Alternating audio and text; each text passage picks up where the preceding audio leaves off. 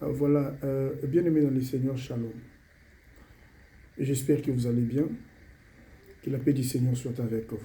Je viens ici pour répondre à, je ne sais pas s'il faut l'appeler frère, il pose la question de savoir pourquoi Satan avait touché tout le monde chez Job. Il a touché les enfants de Job, il a touché le beau-fils, les belles-filles, le matériel, la richesse, les animaux, tout ce que Job a possédé. Sauf la femme de Job, qui n'a pas été touchée. Pourquoi? Voilà. Je dirais ceci. Nous sommes dans le livre de Job, chapitre 2, le verset 9. Vous comprendrez que la femme de Job a été touchée par Satan. Suivez-moi très bien. La Bible dit, la femme de Job dira à Job, mais pourquoi tu restes intègre jusqu'aujourd'hui? Après tout ce que tu endures comme souffrance, maudit est Dieu et meurs. Vous comprenez? C'était quoi la mission du diable? La mission du diable, c'était de pousser Job à maudire Dieu. Vous voyez? À maudire Dieu.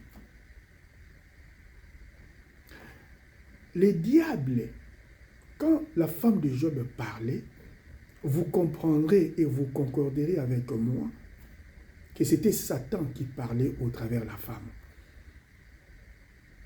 Parce que le diable tel qu'il est là, il a compris que le problème, ce n'est pas toucher les enfants de Job. Ce n'est ni les matériels de Job, mais c'est la femme. Parce que dans les jardins d'Éden, comme sous le soleil, il n'y a rien de nouveau. Salomon dit, sous le soleil, il n'y a rien de nouveau. Tout ce qui était, c'est ce qui est et c'est ce qui sera. Et Dieu ne ramène que ce qui est passé. Le diable comprend que pour qu'il réussisse la mission dans les jardins, il avait fallu passer par la femme qui était Ève pour atteindre Adam. Pourquoi la femme? Parce que la femme, c'est la faiblesse de l'homme. La femme, c'est l'image de la faiblesse. Vous voyez? Donc pour atteindre Adam dans les jardins, il avait fallu qu'il passe par la femme. Quand Adam était seul dans les jardins, il n'avait pas désobéi à la parole de Dieu. Il n'était pas tombé. Vous voyez? Alors, c'est le jour où la femme apparaît que le diable comprend que voici la faiblesse de l'homme. Je dois passer par celle-ci pour faire tomber l'homme. Vous voyez? Donc, il vous souviendra que même Pierre, Satan est passé par lui,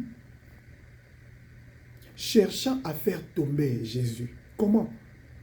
Pierre dit à Jésus était en train de prédire sur sa mort, sur la souffrance qu'il allait endurer pour sauver l'humanité.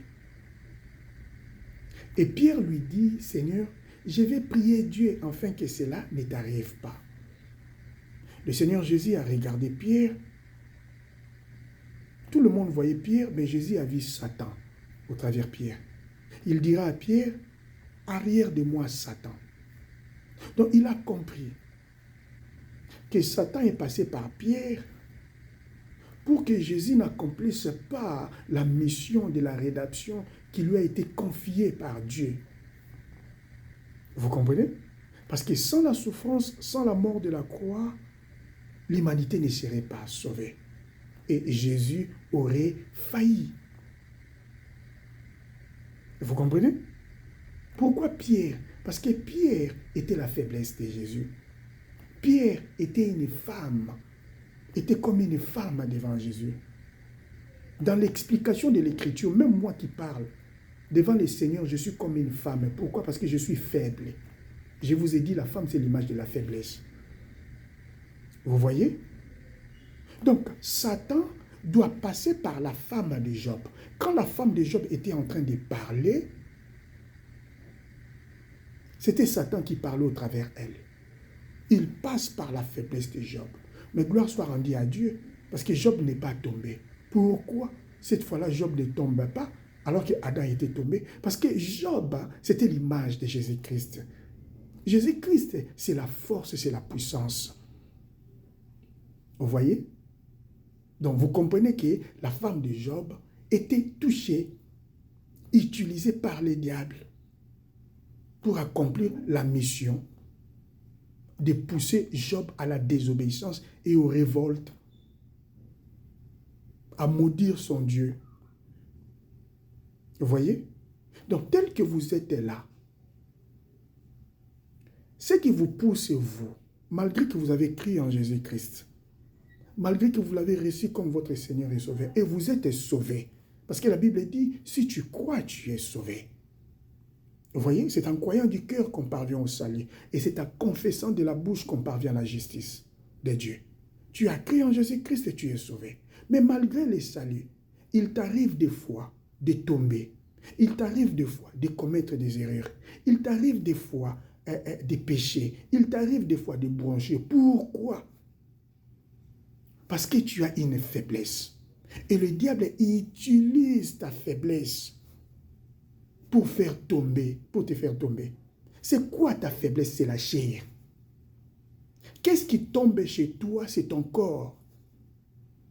Mais ce n'est pas ton esprit. Ton esprit est déjà sauvé. Regarde, le diable passe par Job, et passe par la femme de Job, pour chercher à faire tomber Job. Mais Job ne tombe pas. Je vous ai dit, ici, Job, c'est l'image de Christ. La femme de Job, c'est la faiblesse de Job.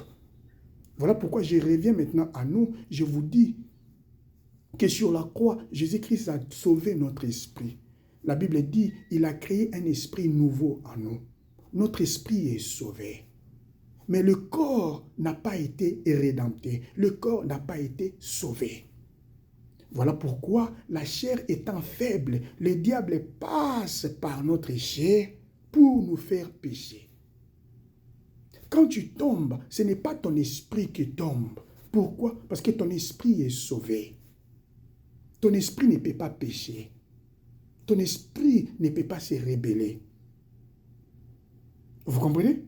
Qu'est-ce qui tombe? C'est ta chair, mais pas ton esprit.